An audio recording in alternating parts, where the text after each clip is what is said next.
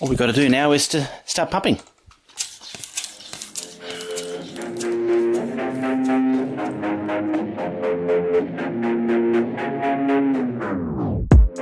What is going on, everybody? Welcome into the Fully Inflated Football Podcast. I am your host, Marcus Whitman, and we're going to have some fun this episode. We're going to skip the Week 7 NFL review because, let's just be honest, it wasn't the best slate of games, and I'm having a hard time getting through them myself. I certainly will eventually, but we're going to take a break from the game recaps for this week's podcast and have a little bit of fun. We are going to do my top 16 theoretical trade destination moves as we approach the trade deadline here in the NFL. Who could be sellers, who could be buyers, where could be the fits. It's going to be fun to go through that. And then we're going to talk a little bit about quarterback rankings and do some of that quarterback talk that's always fun and controversial. And then I've got a big bucket of mailbag questions. So we've got a great show ahead. Really looking forward to it. If you guys are listening to the audio version, I appreciate if you guys could take some time to leave a review if you have a moment. Also, if you're watching on YouTube, please do hit that like button down below. Share the podcast with your friends. It would really help me out, help grow the channel. And lastly, if you enjoy the show and you want to show your support, head over to patreon.com/ThatFranchiseGuy, where this show is brought to you by, and you will also get exclusive content, things like my film breakdowns, weekly NFL picks, access to the mailbag for the show, but you'll support the channel in the process. So I appreciate you guys in advance, and let's get into the action here, starting with my 16 theoretical trade deadline moves.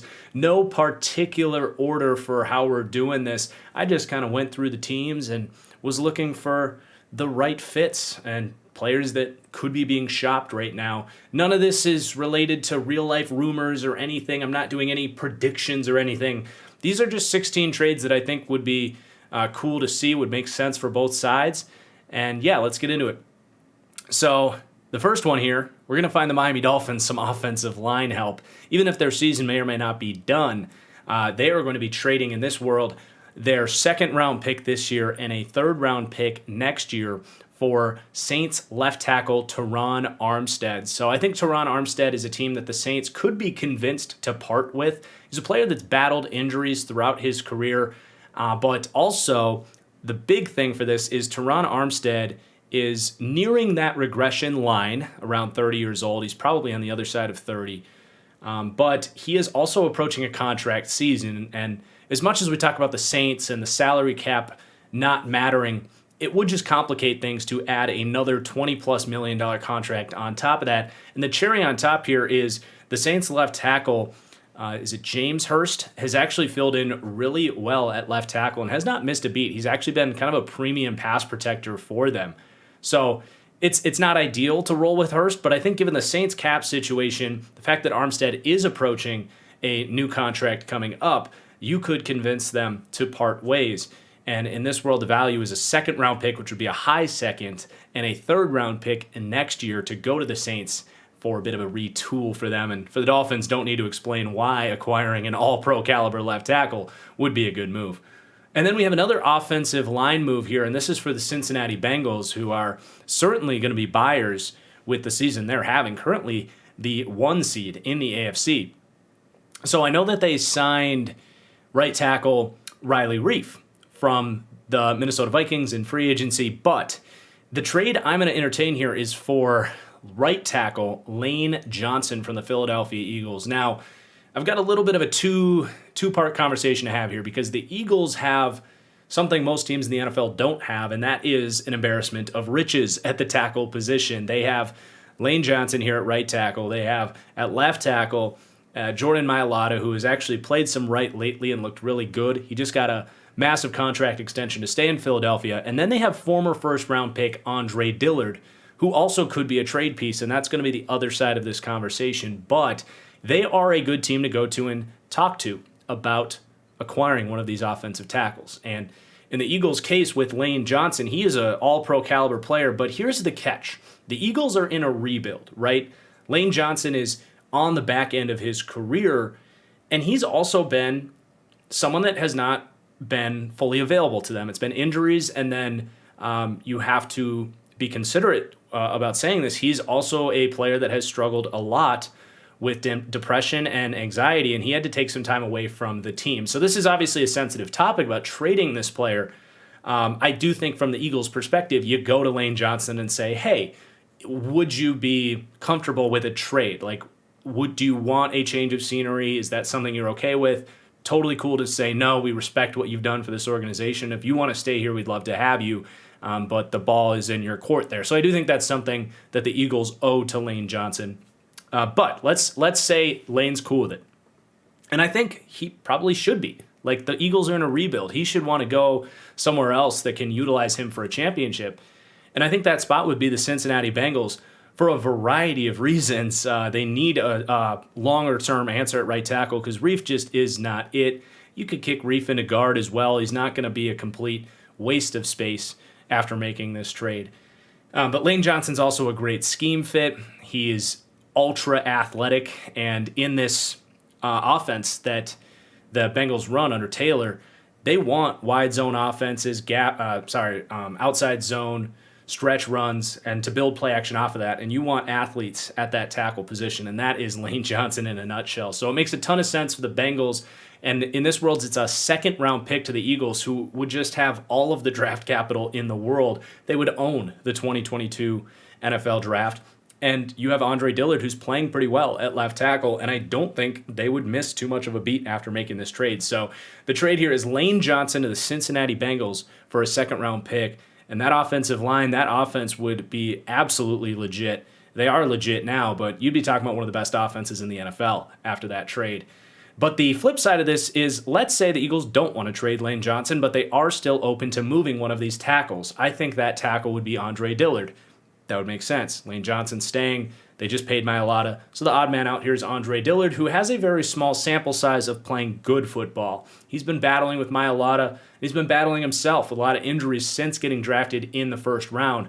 But coming out of Washington State, honestly, Andre Dillard was one of the more polished pass-protecting tackles that has come out in the last few years.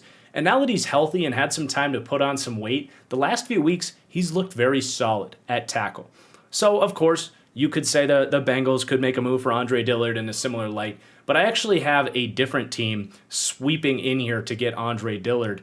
And this is in the world that the Teron Armstead trade happens, so there's going to be some mixing and matching, some of these fits, certain players. You'll see as we go. But this is going to be the Dolphins again making a theoretical trade for Andre Dillard, and they're going to give a fourth-round pick plus wide receiver Preston Williams. Now, Bengals fans, you could make the same trade. Fourth-round pick plus Auden Tate, per se, very similar. But yeah, the Dolphins have a super deep wide receiver core and no offensive linemen. And I mean no offensive linemen. The best guy on that offensive line the last month has been Greg Mance, just out of nowhere center. So they need tackle play in the worst of ways. Andre Dillard could give that to them. A fourth-round pick and a wide receiver that they're not utilizing, I think, would be a smart move and a great move for the Eagles to continue to add to that wide receiving core. You now have Preston Williams, who's a good player that just hasn't gotten opportunities or quarterback play, Devonta Smith, Jalen Reagor. You can work with that. So next up we have Brandon Cooks on the trade block for the Houston Texans. The Texans are in a rebuild. Brandon Cooks is still relatively young. He could be someone they want to hold on to so that when they do draft a quarterback, they have someone to throw the ball to. But Nico Collins, looking okay out there. Wide receiver is a position that you can find useful players kind of anywhere. And I think trading Brandon Cooks when he's playing some of his best football to a team that would be willing to acquire a do-it-all deep threat receiver, I think that'd be a good move for the Houston Texans. So this trade is going to be the Green Bay Packers, who have shown much more aggressiveness lately with this sort of Rodgers deal, him kind of putting pressure on the front office, and a team that has been decimated by injuries. We've seen what happened to their receivers with COVID this week. I actually think there's a change of mentality in Green Bay where they might go after a player like Brandon Cooks. But either way, I think this would be a great move for Green Bay. They did not pull the trigger on Will Fuller last year, and their wide receiver core come playoff time was not good enough. Maybe now with the kind of win now, last dance mentality, they go and get Brandon Cooks to open up that offense in a way that I just don't think MVS is doing. Clearly, he's injured right now, but he's just not the player Brandon Cooks is and is shown to be this year. So the trade here is Brandon Cooks to the Green Bay Packers for Green Bay's second-round pick, and Houston is also going to send a fourth-round pick to Green Bay, so it's a pick swap there. Houston adding another high-round draft pick to help their rebuild out. Okay, next we have more of a smaller level trade, but it is for a more big-name player, and that player is Clelin Ferrell, who has had a complete falling out for the Raiders. Now, we might see with Gruden gone, that maybe was kind of a hot, heated relationship potentially, but even then, Gruden's not in charge of the defense, and Ferrell has just been rotting away for the Raiders. He's been a healthy scratch. He's the fourth or fifth man as a part of that defensive end rotation. This is the former fourth overall pick who actually last season played very good in run defense and was starting to show some flashes as a pass rusher. Never going to redeem himself as the fourth overall pick. He just doesn't have the physical upside to do that. But I do think he could have value for someone else as a third defensive end who can do a little bit of everything, maybe step inside and rush the passer a little bit. And the team that I found for Clelin Ferrell is actually a rebuilding team, the New York Jets, who I think schematically fit Clelin Ferrell very well. Now, they just extended John Franklin Myers, but if you look around the league at these Seattle 3 defenses, they really like these bigger-bodied edge players. And I think Clelin Ferrell in a new environment, having a coach like Robert Saleh to really get him to buy in, I think he could be a big role player for the Jets, a fifth-round pick. He's cheap. I think it would make sense for the Jets to just make that defensive line that's already a strength an even bigger strength. He can start now and rotate with Bryce Huff. And then when you get Lawson back, he's going to be a great piece to play early downs so that Lawson can limit that snap count. Whereas, he's a guy that those knee injuries, that's really getting concerning. If you can just have Lawson be strictly third downs, pass rush specialist, and still get something nice from Clelin Ferrell earlier downs, that'd be a great move for the Jets. So a fifth-round pick for the Raiders to essentially give up on Clelin Ferrell, who they're just not using. Okay, next up we have a player that those that have been around this channel knew that this guy was going to make my trade deadline list. I've been pounding the table for Tim Settle to get traded for 2 years now. He is rotting away behind one of the deepest defensive lines in the NFL. It's a player I liked a lot coming out of Virginia Tech. Huge dude, but quick feet. Uses some nifty ways to get after the quarterback with that quickness, and he is powerful up front and plays great run defense because he is a strong, disciplined, smart player. But Tim Settle just, he's only getting 15 snaps a game, and he's still contributing when he gets in there. Washington's not winning any games. He's in a contract season. It is time to free Tim Settle. So there could be any number of teams that could trade for Tim Settle. But the team that I'm going to put him on in this trade scenario is to the Arizona Cardinals, who have a good defensive line, but I do think getting a Tim Settle in there, he would kind of give them what Jordan Phillips isn't, and that is a full, well-rounded 3-down nose tackle, which in their defense I think could even open up J.J. Watt, Chandler Jones, even a Zach Allen, who finally was showing some flashes before getting COVID against the Niners. I think Tim Settle opens everything up there, and he could actually earn a decent contract for the Arizona Cardinals. And Arizona's been very aggressive in the trade market, so why not make another one? And I guess I should have checked what they gave Zach. I don't think it was a fourth-round pick to get Zach Ertz, but basically Arizona, no, they still have their top 3-round picks. Ertz is the only trade they made this year that was for a pick this year. So they have this 4th-round pick. So forget what I said. Tim Settle to the Arizona Cardinals. Makes sense for both sides. Washington's not going to have him next year, and what do they need him for this year? Okay, my next one is going to be actually a player-for-player trade, which is much more rare in the NFL, but these are 2 veteran players in C.J. Mosley and Landon Collins being swapped here. Both these guys have a bit of a trade market, I would say. They've had really good football in their past, enough to earn, I want to say, when they signed their respective contracts, they earned the biggest money at their respective position because they had played such good football. But on their new teams, they have not been that. C.J. Mosley's been injured, opt-out last year, and this year just has not been that guy for them. Landon Collins, check out last week's Studs and Duds. He's having a terrible season, and he's in an awful scheme fit, playing that hybrid safety cover role. He needs to play for a defense like this, where, similar to what we've seen from Jonathan Abram with the Raiders. Jonathan Abram has come down into the box in more of this cover three, more Seattle 3 style defense. Robert Saleh does a lot of different things, but he does have room for that role and that player on that defense. And I think Landon Collins could play much better football like that around the line of scrimmage, as opposed to that hybrid cover 4 style safety that they're asking him to do for Washington. And then for CJ Mosley to Washington, they want Davis to their first round pick, Jamin Davis out of Kentucky. They want him to reach his potential, but he has not contributed early on like he really shouldn't have been expected to. He's a very raw prospect, a late riser in the draft, but a super athletic guy. And then you got Cole Holcomb, who's solid. And then they've been kind of playing John Bostic a lot. And I think CJ Mosley is an instant upgrade to John Bostic, kind of rejuvenated in a different system, could be a much better fit for CJ Mosley. So a player-for-player swap. And the reason this makes sense is I wanted to find a trade for CJ Mosley. I wanted to find a trade for Landon Collins. And I'm sitting there like, who the hell wants these contracts? Well, they can work it out so these guys swap teams, and there's really no notable hit on each team's respective cap. Both teams are stuck with these terrible contracts. You might as well flip them and see if it works any better. And then next up is going to be one of my more bold trade predictions here. And it's not going to happen, I really don't think, but I think it might be smart for the Denver Broncos to shop Von Miller.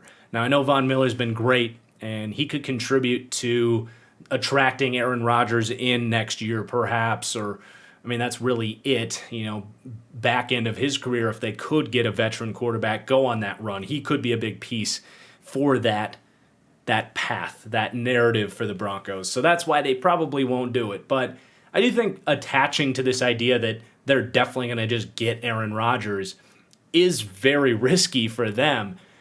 So you could have an actual real rebuild here where you trade away Von Miller and get real draft capital in return for a rebuild. So the team, and he's also in the last year of his contract. By the way, he could become a free agent. So that's something you can't ignore, and a big reason he's on this list. So the team acquiring Von Miller here is the Buffalo Bills, who have really young athletic edge rushers, Rousseau, Boogie Basham, A.J. Epinesa, maybe not so much athletic, but good young edge rusher. This would set the Bills' defense over the edge, quite literally acquiring an edge player like Von Miller.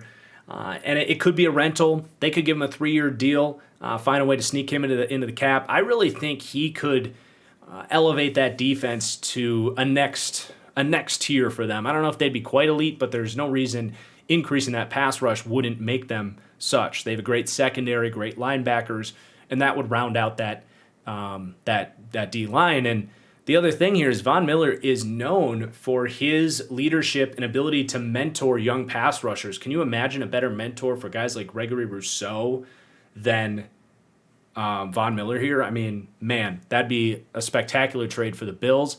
And for the Broncos, it'd be a tough pill to swallow, but it could be best for the Broncos long term, because if they're not getting Aaron Rodgers next year, this is a team that should really be looking at firing Vic Fangio and rebuilding this thing and focusing on the young talent that they can continue to develop here. So our next trade is going to be the Indianapolis Colts going and getting a slot receiver here in Jamison Crowder. Another injury to Paris Campbell here. You do have perimeter players stepping up and playing really good football, or at least one in Michael Pittman. T.Y. Hilton looked good, but then he got injured again. The Colts are making a bit of a push here to make Wentz look like a good quarterback. The defense is playing great. I think Jamison Crowder is a piece in this kind of West Coast quick-hitting offense that could help Wentz continue to play better in structure, give you a good run after catch threat, give you some speed in that receiving core that they're kind of lacking. He's a player that I think the Jets would be smart to shop. He's not contributing. He's clearly not a long-term piece for them. And for the Colts, I think it'd be an immediate upgrade to their offense, the way they operate. It's a pretty straightforward move here. It's for a 4th-round pick. So we've got the Indianapolis Colts trading for Jamison Crowder.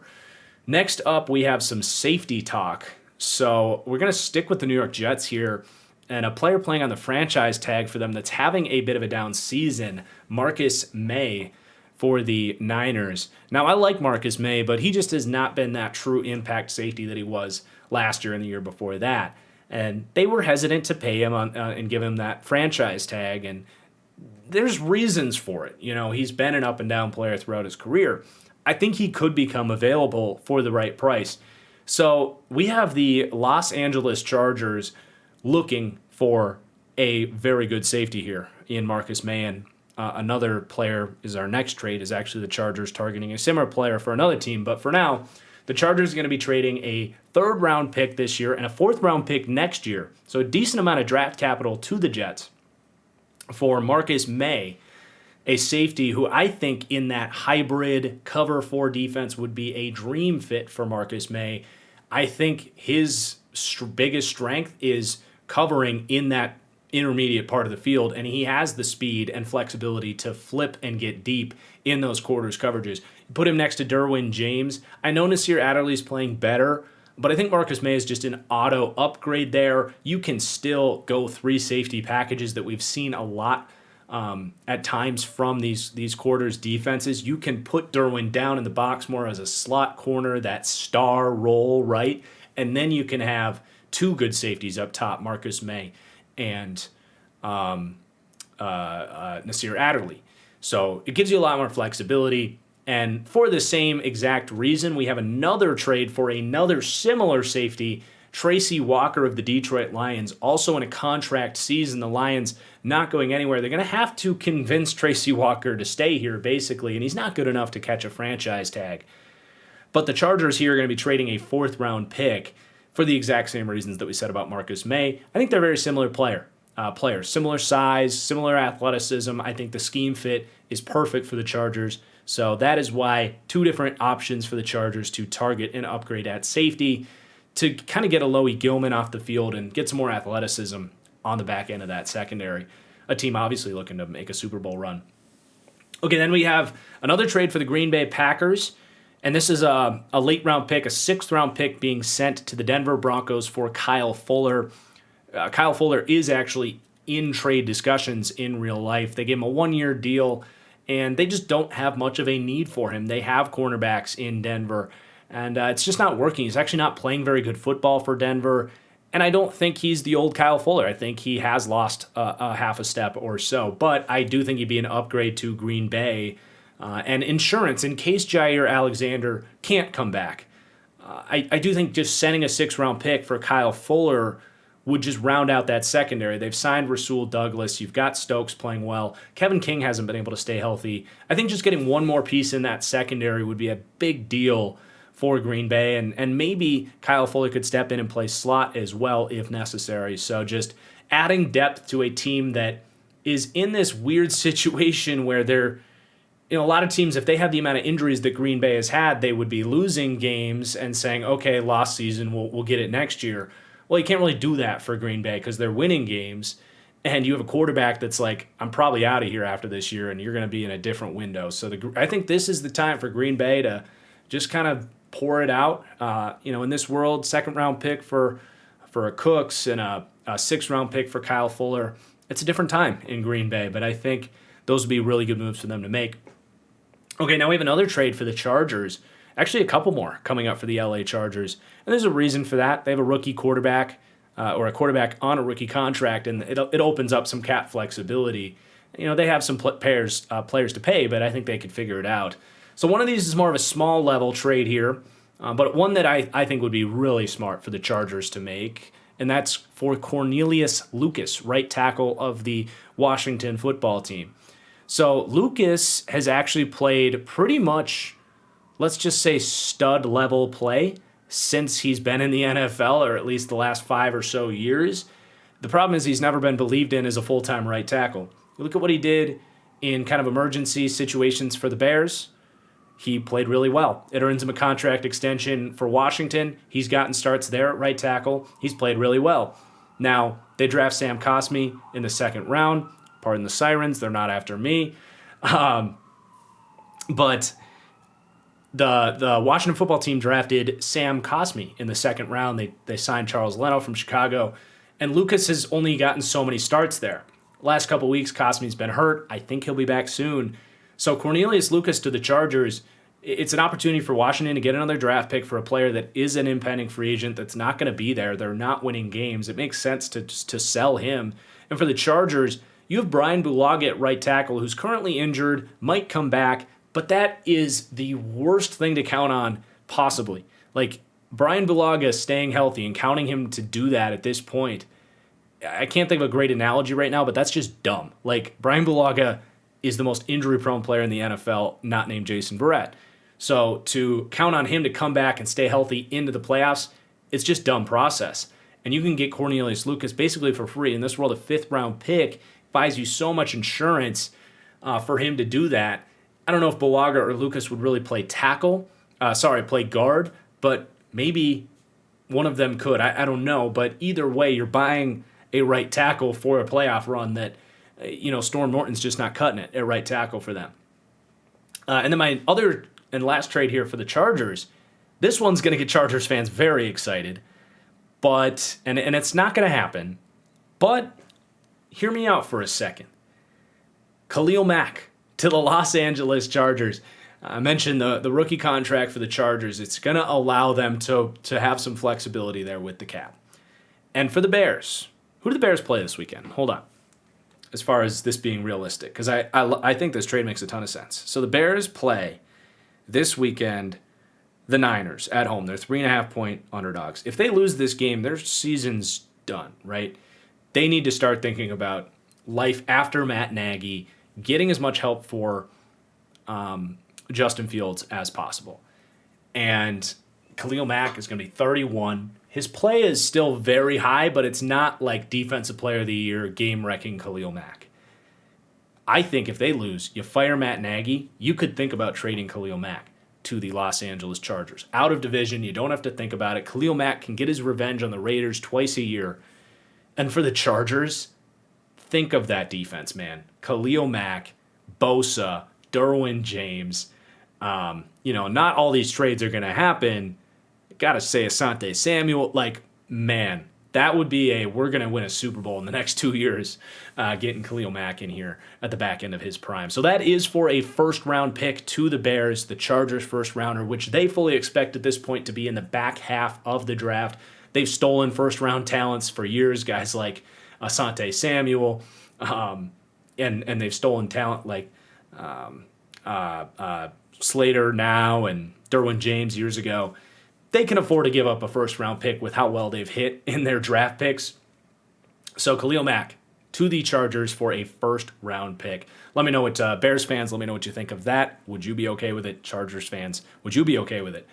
Then we have a couple more small trades here. So this is going to give the Kansas City Chiefs some help. I talked about in studs and duds last week about how brutal that defensive line has been for the Chiefs. So we're going to find them some help here in Michael Brockers from the Detroit Lions. Lions traded for Brockers from the Rams, but he's had his worst year of his career. His run defense grade per PFF is towards the bottom for starting interior defensive linemen. And yes, he's getting up there in age, but it's hard not to say a veteran player who's had a lot of success winning in the NFL to go to a team like Detroit. It does seem to me that he's just not buying in. At the end of the day, run defense requires a high amount of effort and discipline. So I don't find it surprising that it's just not working for him in Detroit. So the Chiefs find a way to bring that contract in. Detroit would probably have to eat some of that money, but it's kind of a service to Michael Brockers. Brad Holmes, the GM, likes Michael Brockers. Send him to the Chiefs. You get a 6th-round pick for him, and the Chiefs get a new leader for that front four that they're not getting any stability from that defensive line up front. The signing of Jerron Reed has been a disaster. He's been miserable. Derek Nadi is doing what he can, but it just hasn't been the same for him. Tershawn Wharton is undersized. And Colin Saunders had a good game last week, but the season for him has not been good. So getting another piece in there for that defensive line, setting the tone up front much more for a Chiefs defense that's really struggling right now. Okay, and then our last trade here is another Detroit player, Trey Flowers, who just has not worked out for Detroit. And the new scheme here, where he's playing a lot of stand-up outside linebacker, has been rough for Trey Flowers. He's more of that hand in the dirt, put him up in front of the tackle's face, even inside the tackle, that 4-eye, even sometimes 3 technique. He's much better in that situation. And he's not getting to play that in this Lions scheme. So we're going to send him back to the New England Patriots, who, have pieces up front there, but to get Trey Flowers for a 4th-round pick could really improve that pass rush. And I think Belichick's kind of in this go-for-it mentality. It's not my favorite landing spot in the world, and I also thought about the Miami Dolphins, who run a similar scheme to Belichick, but I think Belichick really likes Trey Flowers and misses him, and I think he would be kind of back to his old self for the New England Patriots, which was a really impactful player that earned Trey Flowers a $20 million contract. So even if it's kind of tough to slide him in there right now with how many moving pieces they have, I think it's the type of upgrade that Belichick would be willing to make for a 4th-round pick. So those were my 16 theoretical trade moves. Hope you enjoyed that segment. And next up, we are going to break down my quarterback tiers. So let's transition to that. And in the past, I've kind of done this differently. Hang on, I'm gonna let Teddy go back to his bed on the ground. There we go.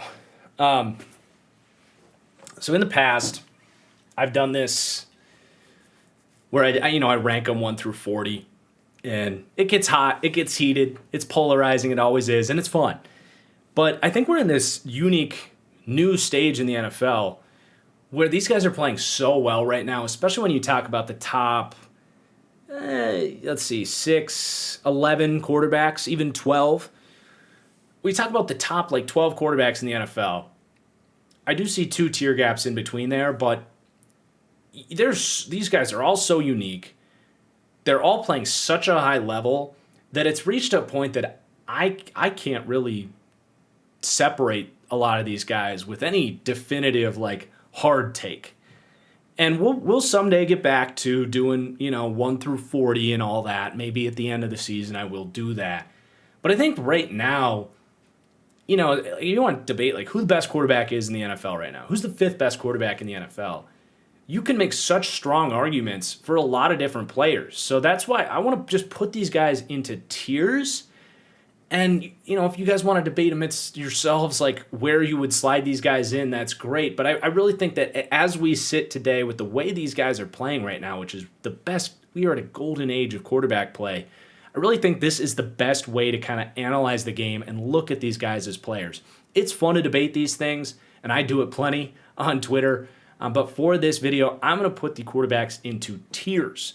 And we can debate if the guys are in the right tiers for the purposes of this. So let's get started. I'm actually going to start at the top of the list here. So for the people watching the video version, here are my tier 1 elite NFL quarterbacks. Again, in no order here. Josh Allen, Tom Brady, Kyler Murray, Aaron Rodgers, Patrick Mahomes, and Russell Wilson. So I have 6 tier 1 quarterbacks right now. So you've got up here Aaron Rodgers, who, if I had to make a number 1, I think he'd be my guy. He doesn't quite have the highs of guys like Mahomes, Kyler, and Josh Allen, even Russell Wilson, you could argue. But I do think Rodgers gives you the most complete package right now. Processing better than anybody here other than Tom Brady. You've got the decision-making. He takes better care of the football than any of these guys. The accuracy, the big plays down the field, elite. He offers the high end, and he doesn't give you the low end that some of these other quarterbacks in this tier do give you. So I think, in my opinion, you get the most complete package, the most week-to-week stability from Aaron Rodgers, and that stability is no worse than, say, the 5th or 6th best quarterback in the NFL. So I do think Rodgers gives you the most stability. He also, he's doing this with a banged-up offensive line and not a lot of receivers outside of Devontae Adams. But again, you can debate that. So Rodgers is in there. You've got Tom Brady in there, who I've said, I've been kind of loud on Twitter the last week because Brady's getting a lot of MVP talk, and a lot of people are saying Brady's the best quarterback in the NFL. I personally think that he does have the easiest job of any quarterback in the NFL right now, and that's a trigger statement to Brady fans, to Bucs fans. But you just watch the games, it's true. It's very easy for Tom Brady right now. It's 3-step drop, 5-step drop, quick read, and just he's balls out on time. And a lot of times it looks great, looks clean, receiver's open, he's got great separators, but a lot of times he's, trusting his receiver to win, operating in the structure of the offense. He's got Mike Evans, he's got Gronk. Now, the reason Brady's in this tier is because he does that better than anybody else, where he is not making mistakes. I talked about this weeks ago, he is a clinic for young quarterbacks. This is what you're supposed to do unless you're some of these other guys like Kyler and Russ and Mahomes, where maybe you don't want them putting that contested ball in there on 3rd and 7. You actually want them to hold the ball and create. But for most humans in the world playing quarterback, you want them to play like Tom Brady, where you're playing on time, you're making the right decisions, and letting the system run through you, basically. But the fact that Brady does that so consistently, doesn't make mistakes, he is always accurate, he does navigate the pocket well and extends plays within the pocket, I do think Brady's playing at an elite level. And as hard as I am on Brady, and I've been very hard on Brady, and I do think he gets a lot of help this year, but he still is playing at an elite level right now. And I think that if you want to say he's the best quarterback in the NFL, I understand the argument. I just personally watch him play and say, he's getting a ton of help to play at this level right now. If you put him in a lot of different situations without a top 3 offensive line, without probably the best wide receiving core we've ever seen, without a great run game and without a great defense, I still think he plays top 10 level quarterback. Like, I'm not an idiot. Like, his timing, his accuracy, his ability to get through those progressions, it's special. But I don't think it looks the same in a lot of other spaces. And it was worst case scenario in New England 2 years ago. I don't think Brady's all of a sudden gotten way better since he left New England. No, I think the surrounding situation around him has gotten way better. So Brady is in the top tier for me. Then we got Josh Allen, Kyler Murray in this tier. These guys are very similar right now, honestly. Both these guys, I think, are giving you the 2 highest highs in the league as far as big play explosiveness, pushing the ball downfield, creating offense where it isn't there to begin with. That's the exciting stuff. That gets them into the elite conversation. And both these guys have had some element of inconsistency in there as well. Josh Allen started the year slower. He's been much better the last few weeks. And then Kyler Murray, it's like every week, there's one play a game for the most part where he's making a really dumb mistake. It leads to an interception. But because he's doing all this other unbelievable stuff, he's making 4 or 5 plays that balance out the one stupid throw he had in a double coverage over the middle of the field. And with Josh Allen, it was just kind of bad accuracy for the first couple weeks. But again, he's been very solid. And both these guys honestly have a case for QB1 right now. I do believe that. And with Kyler Murray, some might say the sample size is too small. Well, he showed a lot of this last year. And he didn't have Kirk. He didn't have Rondale Moore. So that's opened some things up. I think the offensive line is playing even better. But he really was playing at an MVP level last year before the injury and doing a lot for a Cardinals team that wasn't supposed to be as good as they were early in last season before his injury. So I don't think the sample size is that small. I would argue it's comparable to Josh Allen's sample size, who kind of just had that one elite year last year and is showing it more again this year. But yeah, I think both these guys, I'm totally comfortable putting them in this tier now with guys like Rodgers and Russ, Brady, and Patrick Mahomes, who I want to end on Patrick Mahomes. But Russell Wilson is in this tier for me. Look at what the Seahawks are without Russell Wilson. That is a testament to him. And Geno hasn't even been that bad, but you can see that Geno just doesn't have that much of a chance back there.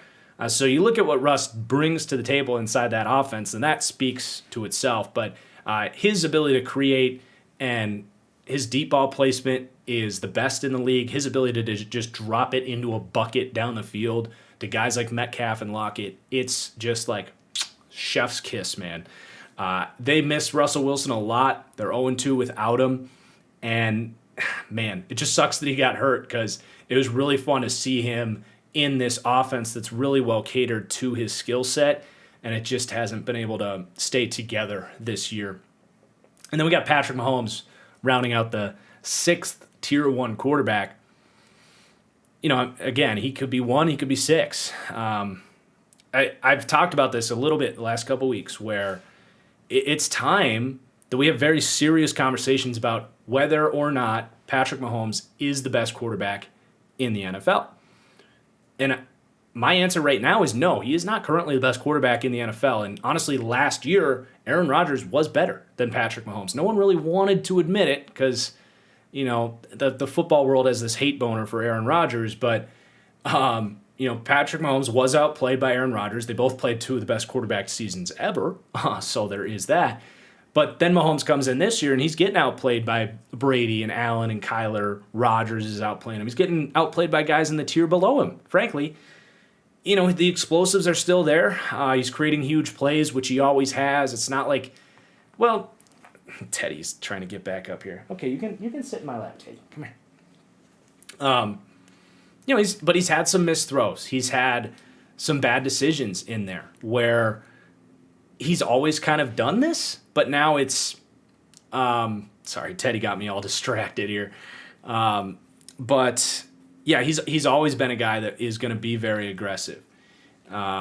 He was high in the NFL in turnover-worthy plays last season, but the amount of turnover-worthy plays that did not result in interceptions was like laughable. There's a cut, just a clip of all of the dropped interceptions last year.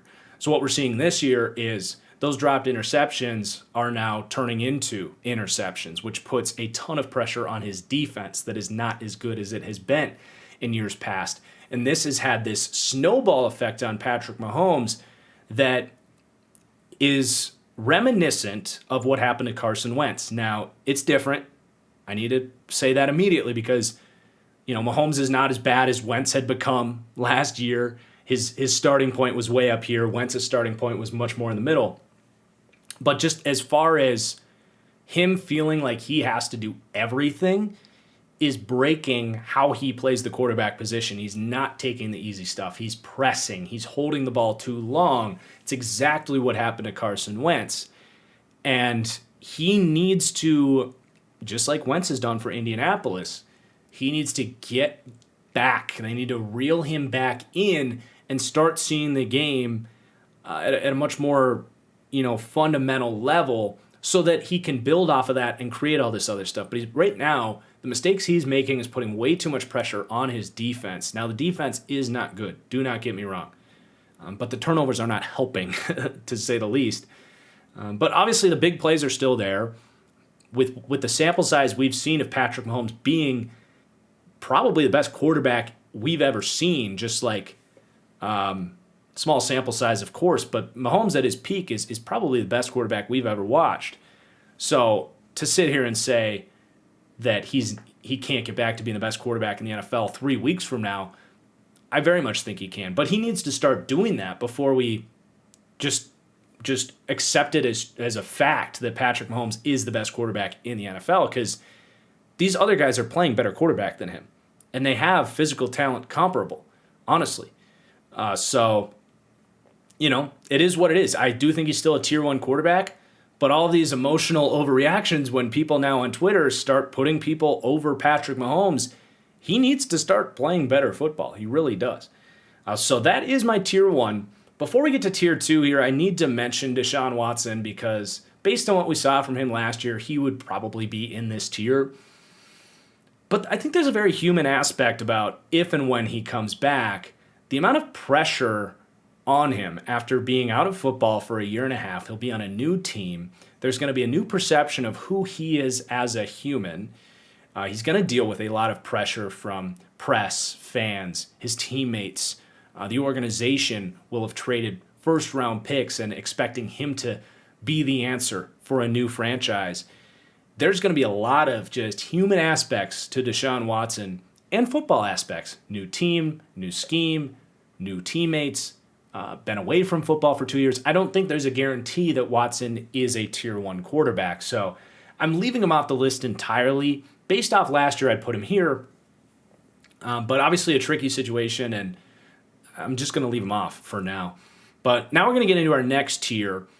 And I wrote great tier. I wouldn't put too much emphasis on the naming of this. This is like borderline elite tier, I suppose. But I'm going to just go with great. So we got Dak Prescott. I'll put up the graphic here. Dak Prescott, Lamar Jackson, Joe Burrow, Matthew Stafford, and Justin Herbert. So, these guys are playing quarterback, I would just say, somewhat relative, like close to the top tier guys. But I think the consistency and the sample size aspect isn't fully there with them as it is with everyone else. So, Dak Prescott is playing, honestly, very similar to Tom Brady right now. I think you can definitely say that. And if he stays at this level throughout the rest of the season, I think I might be there to put him in tier 1 for the same reasons we said about Tom Brady, because Dak, yes, he has all this amazing help. The offensive line's been one of the best in the league. He's got these amazing receivers. The play calling's been creative. They have a great run game. But those things are allowed to shine because the quarterback is literally a well-oiled machine. You put some of these other quarterbacks in there, even in the elite tier. You put Kyler in there. You put Josh Allen in there.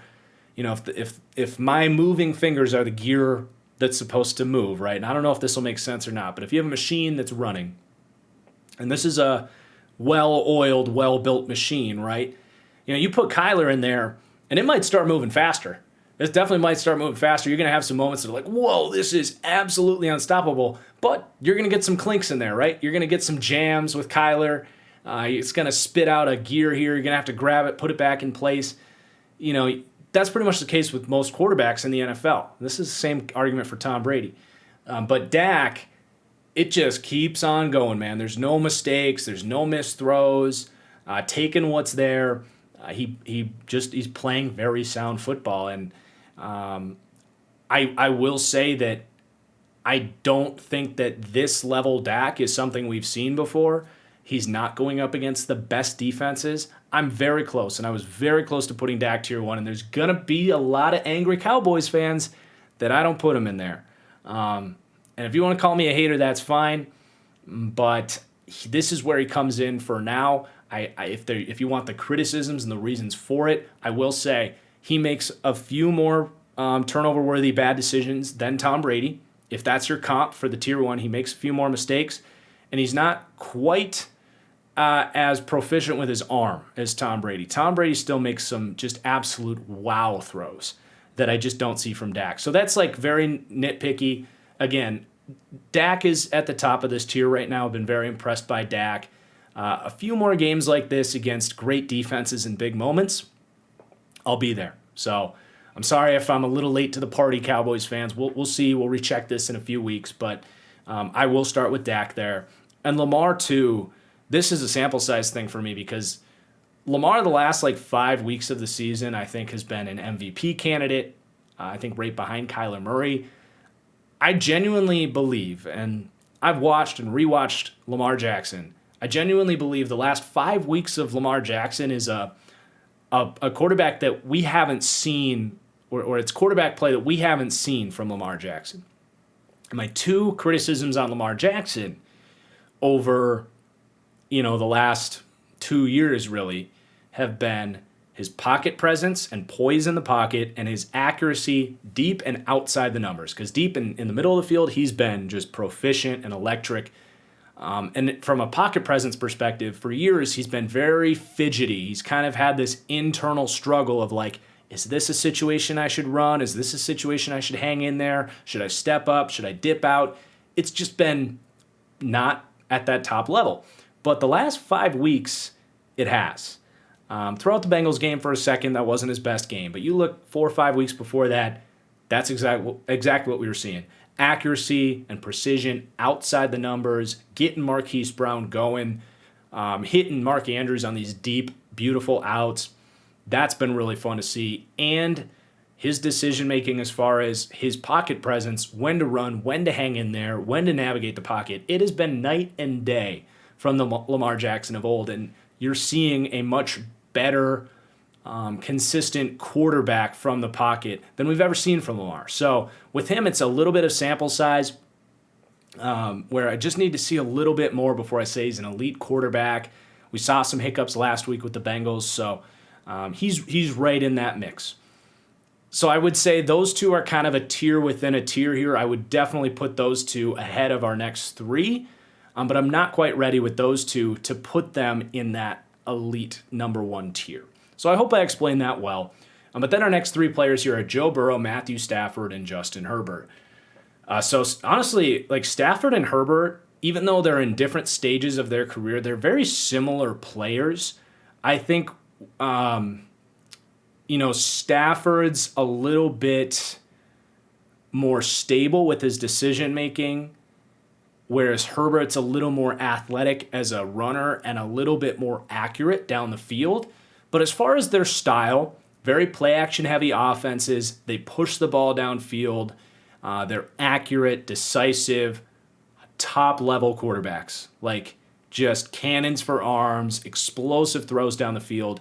There will be moments with both these guys, though, where they don't always take the easy stuff and the processing isn't quite at that, Brady, Dak, Rodgers level, right? And the play extension stuff, it's not at the level of really all these other players too. So those two guys are kind of in a style of themselves. And then we have Joe Burrow. I got so much crap on Twitter when I said Joe Burrow is a top 10 quarterback during the Jags game. Where do we stand on that now? Because Joe Burrow has the Bengals at 5-1, and I'm not a QB wins guy, but behind that offensive line, a team that has had such a hard time over the last few years, and you just watch Joe Burrow, and it's like he is the perfect quarterback for that team. Honestly, like he has this perfect balance of Tom Brady-esque processing, decision-making, getting rid of the ball on time when necessary, but he's playing behind this atrocious offensive line, right? So he has this quick athleticism to break the pocket, extend plays, and he's got the instincts to throw outside the pocket. So, looking at all these quarterbacks, you put Stafford, Herbert, Brady, maybe even Rodgers behind that offensive line. I don't, and Dak maybe isn't the best play extender in my opinion, the best pocket presence. I don't think they bring the ability to navigate that pressure the same way Burrow has. And then you put Allen, Kyler, Mahomes. I mean, Mahomes would probably do just fine. A lot of these guys would do just fine, don't get me wrong. I'm just talking about stylistically. Certainly Russ, Lamar, Stafford, Herbert, I don't think they have the same eye to get the ball on time in the right spot. So he's not at an elite level processing. He's not an elite, although he might be damn close. He's not an elite level arm talent, accuracy, all this stuff, although the accuracy is improved. But as far as what that team needs, I genuinely think he is the perfect skill set for what they need. I've always said Joe Burrow is Brady from the waist up and Aaron Rodgers from the waist down. And I think that is totally surfacing this year. He's got this perfect blend of both play styles. You wish his arm was a little bit stronger, and maybe that does keep him out of the elite tier long term. But I feel very confident saying Joe Burrow is playing top 10 level quarterback play right now. There's no way the Bengals are 5-1 without him. Most of these other quarterbacks, they maybe win, 3, 4, 5 games, but anything below this tier, no chance, in my opinion. Okay, so that's tier 1, tier 2, and it gets a little bit easier as we move forward. Definitely less controversial. There's a couple players left in this good tier that I think the fans of these players are going to argue to be in the great tier. Most notably, probably Derek Carr and Ryan Tannehill, so let's get them out of the way. Carr's playing really good football this year. And it's I guess, sample size thing with him too. So he's come in this year and he's extending plays much better. And that's really been my big thing with Derek Carr is he's to the book, almost to the book. 3rd down and 7. If my read says I got to take this crossing route 3 yards short of the sticks, I'm going to do that. This year he's been much different. And similar to what we said about Dak and Lamar, I just need a little bit more at this level to bump them up. That's really where I'm at with Derek Carr. But he is at the top of this good tier for sure, right next to Ryan Tannehill, who's very similar. Tannehill, very to the book. He doesn't add a ton out of structure, but inside the structure of that offense, he is a surgeon attacking the middle of the field, man. He is accurate. He's got an underrated arm. Doesn't make a ton of mistakes, though there have been some mistakes this year. I like Derek Carr. I like Ryan Tannehill. But when I look at all of the other quarterbacks that I just talked about, there's no debate that I'm taking everybody else ahead of them. And it has a lot to do with the physical talent plus that kind of added it factor is kind of lacking. Derek Carr's case, it's been there a little more this year. But that's my argument for that. If you really want to put those guys in the great tier, you know what, I would push back on that, but I understand. Like, they are playing very good football right now. Maybe I'm just a little bit more hesitant. The rest of these guys, it should be pretty straightforward. Baker Mayfield, I think, is a good quarterback. He's had some bad moments, but I think they've been a little bit too harsh on him, especially after that Cardinals game. You watch the tape, he had no chance, man. And people don't like to hear that, but you really watch it. He was under constant pressure. His receivers weren't open. Sometimes there's just nothing you can do.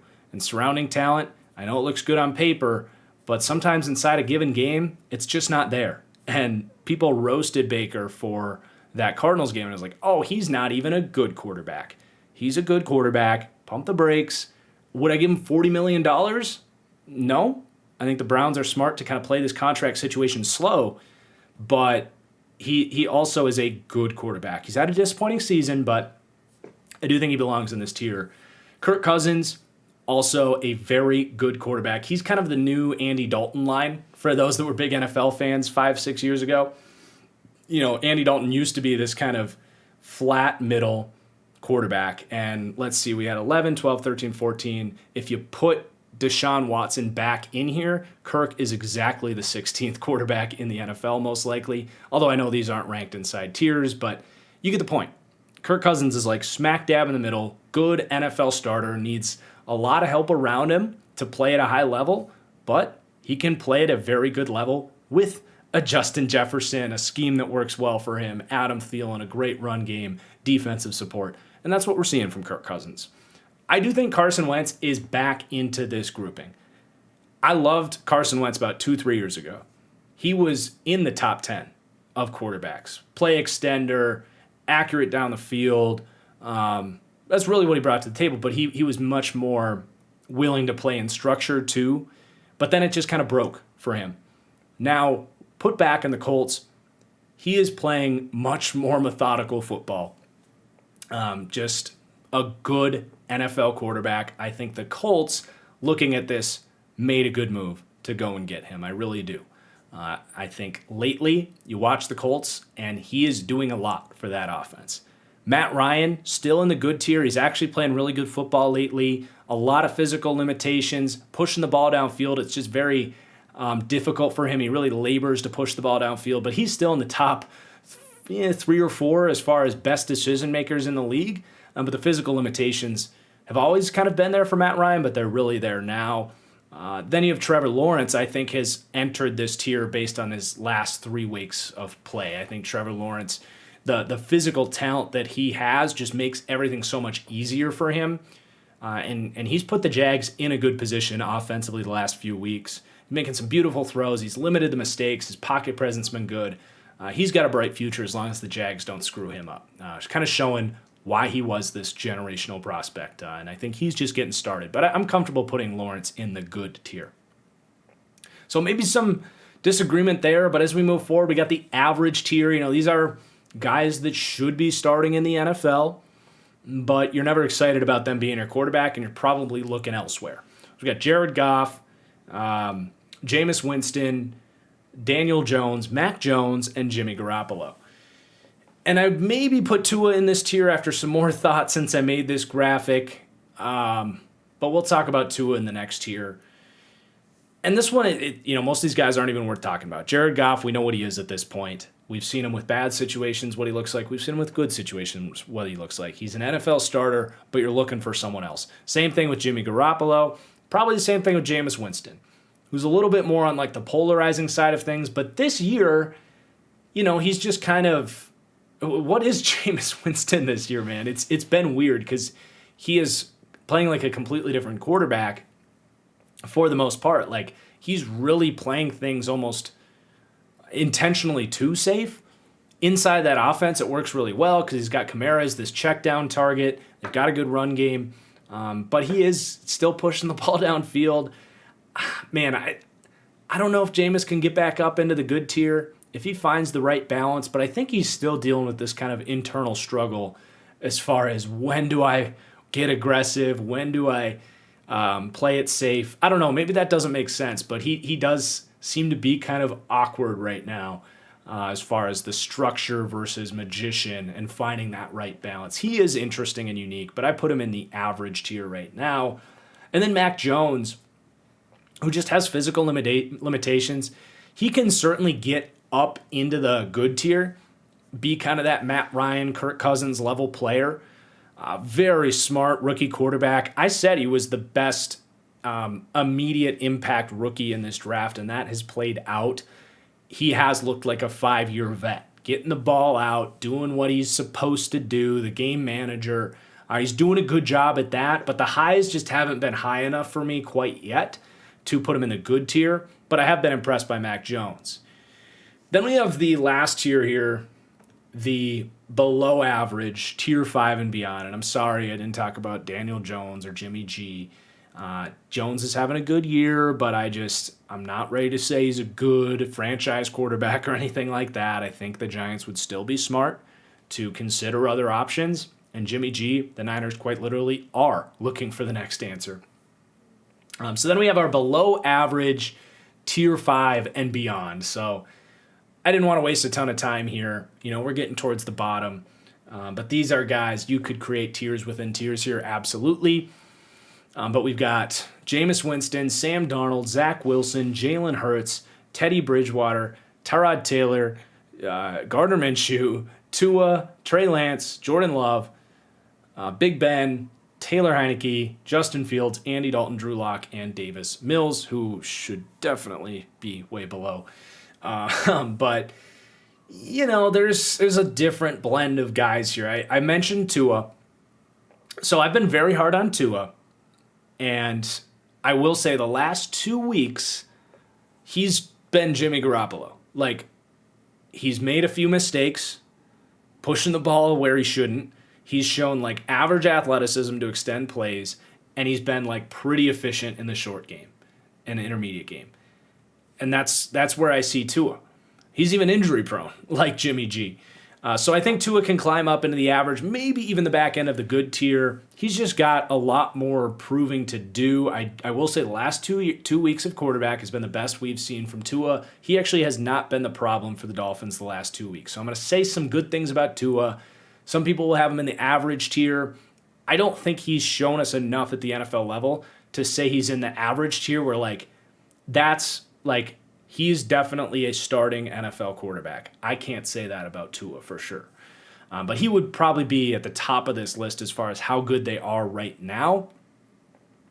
But then you got your prospect guys like Love, Fields, Lance, Zach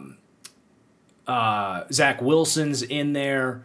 Just guys that haven't shown us enough. They're going to become starting caliber players, but they just aren't there yet. I would say Zach Wilson's been the most disappointing as far as my expectations. I thought Fields would struggle. I thought Trey Lance would struggle. I thought those guys had the furthest way to go as far as their ability to get the ball out, read defenses, avoid mistakes, all that stuff. So the rookies, it's been a slow start for those three. Jordan Love, we haven't really seen enough from yet. And then everyone else is pretty self-explanatory. They're kind of, you could even throw Darnold in that kind of prospect category, although he's really kind of washing out late. But the rest of these guys, it's either veterans who just obviously are journeyman journeyman kind of fringe starter types. Big Ben is completely out of this thing at this point. I can't say with any confidence that Big Ben is any better than the Heinekes of the world, the Andy Daltons of the world, the Cam Newtons of the world. A guy with a lot of experience, knows where to go with the football, but the physical limitations are just so strong at this point. You got guys like Bridgewater and Minshew, who we just kind of mentioned as that kind of fringe starter. And then Cam Newton, who kind of has everything except for the ability to throw the ball over 15 yards down the field, and that's just a problem. Jalen Hurts, we've talked about how he's kind of flaming out, but he's in, I guess, the low end of the prospect tier there with like Darnold. So yeah, sorry I'm a little disjointed here, but those are my current quarterback tier rankings. Let me know in the comments down below if you're here on YouTube what you think. Where would you adjust these tiers? Where do you agree? Where do you disagree? Definitely let me know. So let's go ahead and open up the mailbag from Patreon, and we will be on our way here. So a reminder that this show is brought to you by my Patreon. It's patreon.com/ThatFranchiseGuy. This show, this podcast, this channel would literally not exist without my amazing supporters on Patreon. I thank you from the bottom of my heart for all of you that have signed up this year, for all of you that have been longtime supporters. Thank you so much. It goes so much further than you know. But over on Patreon, you'll support the show. You'll get access to exclusive content. Going to have my picks video coming out tomorrow for week 8. Big slate of games. And then you'll also get the ability to submit questions to the mailbag for the show. Just slide into the direct messages, lead with mailbag question, and I will get to your question on the show. So here we go. It's my favorite part of the show right here. You guys make this content right here. So from Jose, as a Cardinals fan, is it safe to hop on the hype train that's going with the community? Also, I know that it's a stretch, but if the Cardinals do win the West, is it possible to mention Cliff as a possible Coach of the Year candidate? So I think it's right to hop on the hype train. I just put them in a tier of their own with the Bucs. You've got the defense coming together. Kyler, I think, is playing at an MVP level. I just put him in the tier 1. They've got playmakers. Their offensive line's not bad. I think the hype train is totally well-deserved. They're probably going to beat Green Bay with all of their issues going on. They're going to be 8-0. Yeah, they are right there for the Super Bowl. They're going to have to find a way to get past the Bucs and a good NFC, and they're inexperienced, so that could come back to bite them in the playoffs, but for the most part, they should be right in that picture. Cliff for Coach of the Year, I mean, I don't know, man. They didn't have Cliff against the Browns, and they played their best game of football. I don't see a lot from a schematic point of view that says Cliff is elevating the offense. I think he's doing an okay job. Vance Joseph has turned around this defense. That's not Cliff's doing. I think their roster is incredible, and they're doing a good job of meeting their expectations. But do I credit Cliff for that? I don't know. I don't think so. But as far as what the award traditionally means, as far as who is the coach of the team that surprised the most is typically how it works, he's definitely a candidate for sure. He wouldn't be my pick just because I don't think that what's going right for them is really his credit. But he's doing a good job. It's not like he's doing a bad job. From Matthew, which team with a winning record is the best chance to miss the playoffs, and which team with a losing record is the best chance to make the playoffs? So that's easy. I think the Chiefs at 3-4 have the best chance to make the playoffs. I still think they correct some stuff, and at worst, they're a wild card team. I would not be surprised if they go on a run and win the AFC West still somehow. But let me just look at the standings to answer the team with a winning record that misses it. The Saints at 4-2 could have a hard time holding on. That's my answer. It's the Saints at 4-2. I could just see them ending up with 9 or 10 wins and falling just short of the wild card. From Matthew Lloyd, on a neutral field, who wins, Cowboys versus Packers? They're super, like you said, I think these two teams are neck and neck for the 4th best team in the NFC right now. They're very close. I could see it going either way. I mean, currently with Devontae Adams out and Bakhtiari kind of on the edge of coming back, I think the Cowboys maybe get the edge slightly, but Aaron Rodgers still owns the Cowboys, and I would have a hard time betting against the Packers in that matchup. I think Green Bay would have a lot of success offensively, but inversely, you could say that about the Cowboys. I mean, that is a very fun matchup. I can't remember if we're going to see that this year or not. I would say, like, if they could play next week, Adams back, Bakhtiari back in the lineup, I'll take the Packers. If they're playing right now, I'll take the Cowboys. From Eric, explain Kyler Murray to me like I'm 5? Well, I don't fully understand the question. Like, how does he work physically speaking? Like, how does he do the things he's doing? That's a funny question. I mean, I get where you're coming from. Like, he's 5'9". He has some of the best acceleration of any athlete in the NFL, and he has one of the best arms in the league. I think you can, like, I don't think being tall is a necessity for having a strong arm. I think he has a naturally gifted arm, and he has very good, like, core connection to bring his throw power from his hips and get that around to generate torque. But at that size, he's also just super quick. So I don't know. I don't know what your question necessarily is there. But funny question. From Devontae, which offense do you think would be better, a Tom Brady-led New England offense or a Mac Jones-led Tampa offense? Give me the Mac Jones-led Tampa offense. Tom Brady's obviously way better than Mac Jones, but these are both like quarterbacks that do lean on having the system around them operate at a high level. And, both would take a drop off for sure. But what is Tom Brady going to do for New England right now that's like going to elevate it to these high levels? I think Mac Jones comes in, you still see the ball come out on time. He's still pretty accurate in the deep ball. He'll take those things when he's there. I think that gap definitely goes from New England offense is way down here, Tom Brady offense is way up here. That gap comes much closer.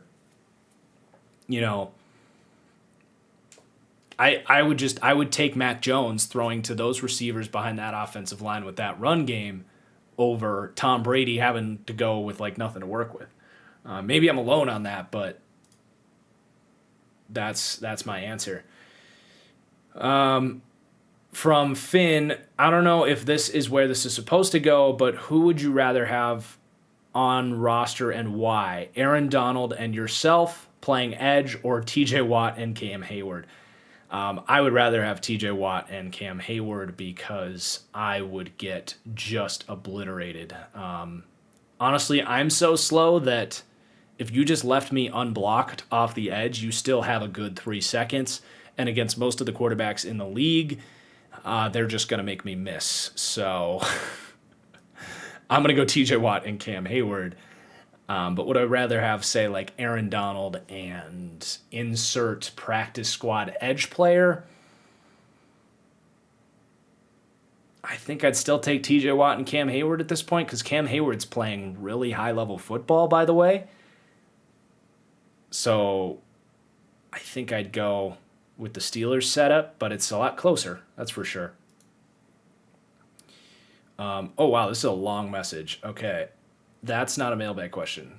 I'm going to have to get back to that. Let me reopen this so I don't forget to answer that. Okay. Just saw on Instagram that the NFL posted its top 10 QBs, wide receivers, and running backs of the 2010s. Julio came in at number 1. Everyone in the comments disagreed by unanimously putting AB number 1. That's really hard. Julio and AB are, like, really close. I feel like Julio has been there more consistently. I could be wrong about that. And at their best, they're, like, the same. So you give the nod to Julio. If AB was number 2, I'd agree with that. But both those guys are, like, 2 of the best receivers ever. But definitely shouldn't be outrage over that. From Honk Boy, who's your top 3 coach of the year and why is John Harbaugh number 1? John Harbaugh is doing a good job. Matt LaFleur has really impressed me this year. I don't know if he's number 1. Mike McCarthy, I think, deserves credit. And I mean, I still would give it to Brandon Staley right now. Those are my top 3 right now. From Brian, if you had to build a fantasy team, you can only have 3 superstars on offense and defense. Who would both your offense and defense consist of? So I get 3 on each side. Okay. Let's take like longevity out of it. Let's just put this in a 1-year time frame here. Quarterback, I think I'm between Rodgers and Mahomes, personally. I think I'd take Rodgers right now, based on the reasons we talked about earlier in the show. I'd want a receiver, so I would take Tyreek Hill for my receiver.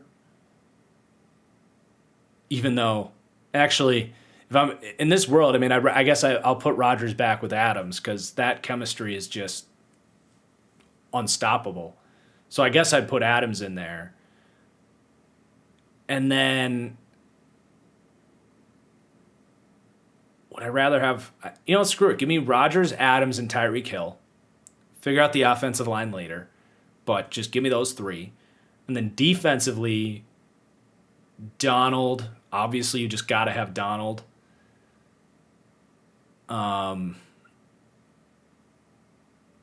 Give me Donald, Jair Alexander, and Jalen Ramsey. And then I'll build around that. I know you wanted like scheme-based discussion, but when you're talking about like ultra superstars like that, the reason they're so good is they're so scheme independent. And there's only 3 players there, so you can really build your scheme around those guys. Okay, from George, after 3 straight losses, there's been some real heat from 49ers fans aimed at Shanahan for not getting the offensive rolling. Do you think that the hate is justified? Are teams more accustomed to dealing with this offense more than they were in 2019? Yeah, I mean, I've cooled off on Shanahan. I still think he's awesome, but he does seem to be struggling right now. I think there's something to teams getting better at getting ready for the naked boot because they see it every other week. Like 15 teams in the league run the wide zone Shanahan offense now, and you have to be prepared for the naked boot. And I think that's an adjustment that we've had to see from these teams a lot. And I don't know if Shanahan's caught on and totally evolved yet. I still think he is a genuine football genius and could just be having a rough year, struggling with these injuries, the quarterback situation up and down. But I think some of the heat is justified. I'm not nearly ready to say fire Kyle Shanahan, but I think doubts are starting to creep into my head a little bit. It has been really tough to watch the Niners offense lately. So I think we're starting to have legitimate fears about, is Shanahan the right guy? I still think yes, but it's not trending in the right direction. You can definitely say that. From Josh, what do you think is holding Kamara back so far from putting up Offensive Player of the Year type numbers this year, like you mentioned at the start of the season? Is it just Taysom Hill's emergence? They're just a low volume offense right now. It would be my answer. I mean, he's playing really good football. Now, he just had a frickin' day on Monday Night Football. This question came in on October 22nd, so I think he himself is playing fine. I would just say the Saints are a very low-volume team. You kind of have to be on an explosive offense that gets into high-powered offensive games to be an Offensive Player of the Year candidate. But he's clearly their best player on offense. He was getting double-teamed out of the backfield against the Seahawks. But that would be my answer. I mean, that's something people don't often enough consider when they look at, like, stats. Like, just look at, like, the quarterbacks that have bad defenses always put up a ton of passing yards, right? You need other surroundings to go well as well to put up, like, big numbers. Game scripts can change, like, all this stuff. From Nicholas Craig, Which Broncos QB has been the best since Peyton retired? Simeon, Paxton Lynch, Brock Osweiler, Case Keenum, Brandon Allen, Joe Flacco, Drew Lock, or Teddy Bridgewater? I got to go with Teddy Bridgewater, man. I mean, the first three there, Simeon, Lynch, Osweiler, brutal. Case Keenum, I feel like, wasn't actually very good on the Broncos. Brandon Allen, no. Joe Flacco was really bad on the Broncos. Drew Lock has not been better than Teddy Bridgewater. So I got to go with Teddy Bridgewater, who's at least giving them like starting caliber play. But God, that's just brutal, isn't it? Sad Broncos fan. Few questions and comments. Should Fangio be fired? Is there a legitimate chance a bridge quarterback can win a Super Bowl with a team constructed like the Broncos? Okay, I'll answer those two first. Yes, after the season, Fangio should be fired. I don't know what firing him right now does. I don't think that changes anything. Is there a chance a bridge quarterback can win a Super Bowl with a team constructed like the Broncos? Yes, but the best way to put this is your margin for error becomes so unbelievably small. Like you have to have elite defense. You have to basically keep the score under 20 points consistently throughout the season and into the playoffs. That's a big thing. And then when your defense does falter, this is like the Eagles with Foles, when the defense does falter, you just need to also happen to get like a really good game out of your bridge quarterback. Because most of these guys are pretty streaky, right? Bridgewater's had some good games. He's had some bad games. Foles has been streaky his whole career. You just have to happen to get a good game when your defense doesn't step it up. And to do that, you also probably need like really good receivers around you. And you got to be healthy. You got to be well coached. The margin for error just becomes so small. The answer is yes, you can. But to gamble on that happening as you build your team is just not the right process. So I hope that answers your question. From Josh, what do you think is the deepest position group in the NFL right now? Wide receiver. I was streaming earlier today and someone said, where do you rank Deebo Samuel? And I was like, top 30? Like, Deebo feels like he should be a top 15 receiver, right? But there's so many good receivers in the NFL right now. So, especially like, if you just look at the guys that got cut in the preseason, guys like Tyron Johnson and the other not Tyler Johnson. There's another, was it Johnson from Texas that went from the Jags to the Giants? There's a bunch of questionable cuts. A guy like John Brown can't find work right now. David Moore from the Panthers can't find work right now. There's so much unbelievable talent at wide receiver right now. It's hilarious. So that's a pretty easy answer for me. From Bryden, who's the injured wide receiver with more fantasy upside, Michael Thomas or Rashad Bateman? Ironically, I have both these guys in my That Franchise Guy league. It's got to be Michael Thomas, right? I mean, we've seen Michael Thomas be just a target machine. They don't have other receivers. I saw he's projected points this week. That doesn't sound right, but I think he's close to coming back. Bateman's no longer injured, so at least he's playing. But I think by the time you're comfortable to start Bateman, Thomas will be back. And I really think Thomas can be pretty good with Jameis. That's an interesting factor for the Saints, is getting Michael Thomas back. And what does that do for the offense? I think there's a world where Jameis just peppers Michael Thomas with 15 targets a game, and he plays really good. From Snapshot, hope this is where you send questions for the mailbag. Yes, it is Snapshot. Just please lead next time with mailbag questions so I don't miss your question. But how would you feel about an NFL management game like Football Manager? I would personally love a game like that. It doesn't seem to be a game like that out there. Yeah, man. I think it'd be super fun if it was well done. There's actually a game I play on my phone that I've had fun playing in the past. What's it called? Is it Retro Bowl?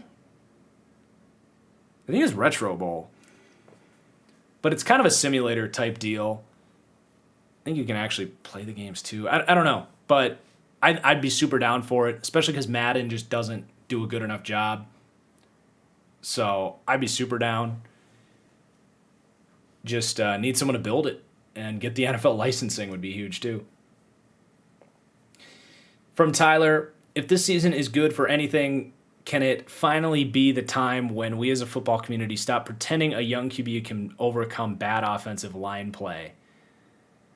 Too often these guys play poor and fans just result in saying it's not the line, they were just bad. Instead of looking at the confidence killer that exists right now in front of them, how many more sure things do teams have to make at the QB position before they realize this is in full? I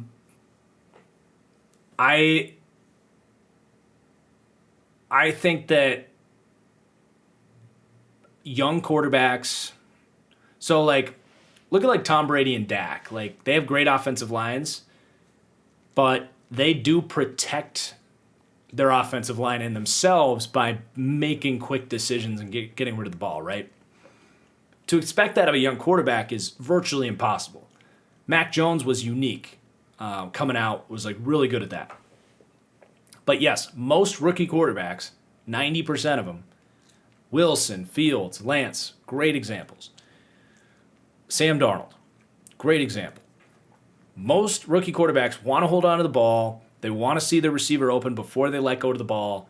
And they're going to need 3 to 4 years of seeing NFL football, practicing, watching tape before they get to the level of even like a Mac Jones, but certainly that of like Dak Prescott, Matt Ryan, stuff like that.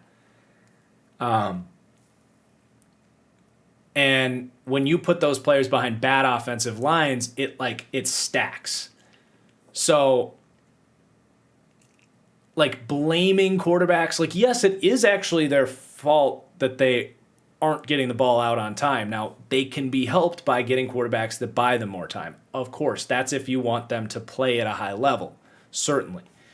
But do you know what I'm saying? Like, technically, quarterbacks, and there's a balance here, right? You can definitely give your quarterback a better offensive line, and that helps. I'm not saying contrary to that. But in a lot of cases, the quarterback does need to get the ball out. He does need to make quicker decisions. He does need to throw with anticipation before the pass rush gets in there. I think it's a balance. So I think it's fair to say that it is the quarterback's fault, but they're rookies, right? So it's not like it's on them, but to expect them to be more than that is where you get unfair. I don't know if I'm making any sense here. I would say yes, it is a lot of times the rookie quarterback's fault, but don't like attack them for it. That comes with time. Seeing defenses, processing stuff, that comes with development. So, of course, you can help a young quarterback by giving him a good offensive line. Gives them more time to see the field, see receivers come open and all that stuff. But there is an element that is on the rookies, and that's why they're rookies. So I hope that made sense. I got another one that I got to go back and look at from Alex. If you could give your favorite team one current active player, who would it be? As a Pats fan, I like Scary Terry on my Pats. Really? Or Vita Vea from the Bucks to help you get pressure. Interesting couple of answers. I'll do my favorite team in each conference. So, Green Bay, I would give Tyreek Hill to open up the offense, to open up the passing game. And that's tough. There's a lot of teams I really like. Bengals? Teddy, would you chill and stop doing stuff into the mic? Huh? Making all this noise. But let's say Bengals. Just pick a team. I would give them Tristan Wirfs, elite right tackle. Might be my answer there. From Jake, if you're Veach, you can't pay Orlando Brown regardless of your investment in him, right? I agree. That was my big thing when they traded for him, was that he's going to have to be a much better player than he's been to warrant a big contract, especially on that team that's so cap strong. I think it's very clear that the Chiefs need more depth, right? Receiver depth, running back depth, defensive depth all around. Locking themselves into an average right tackle or left tackle, below average left tackle, honestly. I think there's probably 15 left tackles you name before you get to Orlando Brown's name. Surely you can find somebody else to play relative to that level without putting yourself in a worse situation with the cap. I think definitely I would not pay Orlando Brown. I mean, Veach deserves a ton of criticism. He is part of the reason that the Chiefs are broken right now. It was not a good offseason. I didn't like it. I was critical of it, and man, it's been rough. Give me 1 second. I think Teddy needs a little water. I'm going to let him out of the room here. Go on, bud. Time to stop disrupting the podcast. Go on.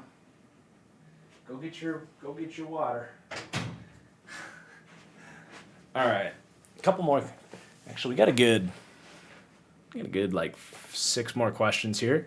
Long mailbag this week. From Luke, who do you think has been the single most overrated position group out of all 32 teams? And who do you think is the most underrated? Example, Washington secondary as a unit, or like Saints O-line. Okay. So most overrated position group, not necessarily meaning like overachieving or underachieving.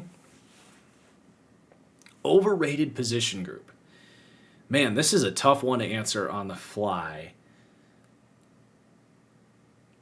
Let's stay away from quarterbacks.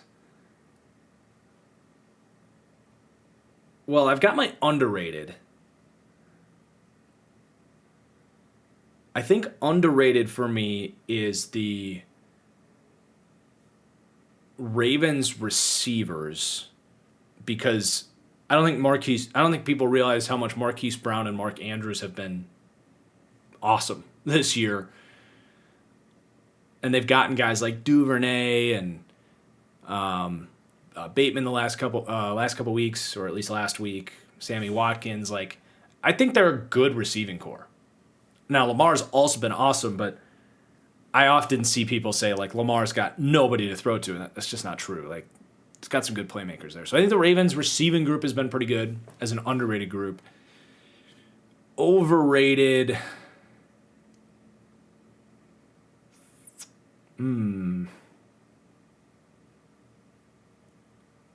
Tough question.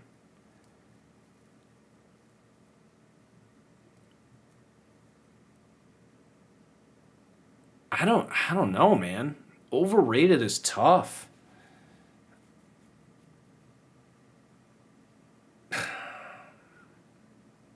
I don't know. I don't have a good answer for you.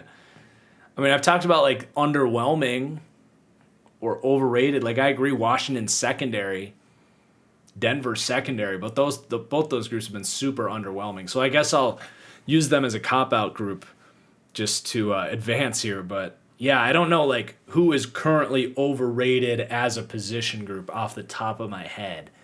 I don't know if I have a great answer for you. Jets D-line is also underrated, by the way. Okay, from Adam Bowman, just wondering if you see the Niners having any chance of grabbing a first-round pick next year, or do you see them picking up big free agent after Jimmy is no longer on the team? Well, trading up into the first is going to be tough for them, and I don't know who they'd trade away to get a first-round pick, so I think hope of that is probably lost. And no, I don't really see them having a lot of cap space to go and get a free agent either. I mean, they can spend some money, but I don't see them going after like a hot topic free agent. I think you're just leaning on the young players developing, including Trey Lance, the defense shaping in a little bit more, and drafting well in the mid-rounds. I get why Niners fans are like frustrated right now. You want to make a big move and fix everything at once, but that's not going to be the right approach. You're just going to have to lean on the guys that are there doing their job, developing players and getting the right scheme fits and guys to step up. And that's good. That's what good coaching is, and you hope that they can figure that out. And I have confidence that they will. It might be a little bit more of a rebuild than we thought it was going to be for the Niners, maybe. From Jake, Seattle seems to always be on the verge of being playoff bound, but never really poised as a Super Bowl team each year. What would you do to make Seattle a Super Bowl team, specifically in regards to fixing the defense? Honestly, I think firing Pete Carroll is necessary to make Seattle a Super Bowl team. For whatever reason, I just think it's time. He's not elevating that defense for whatever he saw in Jamal Adams, along with Schneider. I still think Schneider's good, but that pairing is not working to build the roster and coach the defense. I think they found the right offensive coordinator. I would keep Shane Waldron, but it's just time for a change philosophically. And it comes back to the fourth down aggressiveness, the run the ball, play defense mentality. It's just not at the core the right thing. And then you have to get back to, of course, making good decisions, drafting better players that I hope I would do if I was a GM, but I can't guarantee that I would. But that would just come in a little bit of time. There's not one move for one player that would fix the defense or the offense, but it would just be a new philosophy and approach to get into the Super Bowl contender. Because I do think Pete Carroll's good for, like you said, be a good team, make the playoffs, be consistent week to week. I think that's good for them, but it's not like you're not getting that next level. Okay, we got 3 more questions, maybe 4. From July, on Studs and Duds, you forgot to mention that Devin McCourty should retire soon. Oh, I mentioned that I expect Devin McCourty to retire soon. Yes, I did. Do I believe he'll make the Hall of Fame? I don't. I don't think he's a Hall of Fame player. I think he's a Hall of Very Good player. Why is Cowboys' pass block win rate so low considering the talent they have? I'm not too knowledgeable on pass block win rates, so this is a misleading stat or what? Honestly, that surprises me. I didn't know that it was that low, so that's news to me. I know their PFF pass block grade is very high. When I watch them play, it's very good. The pass protection is very good. It could be that Terrence Steele, perhaps, is been a weak link. And, well, Tyler Biadasz, it could be a couple weak links that have led to, like, noticeably bad pass block win rate. I don't have a great answer for you there. They do have some weak links in there that have had some good games and some bad games. That's my guess, is that Biadasz and Terrence Steele have pretty low pass block win rates, but it's probably not the best answer for you there.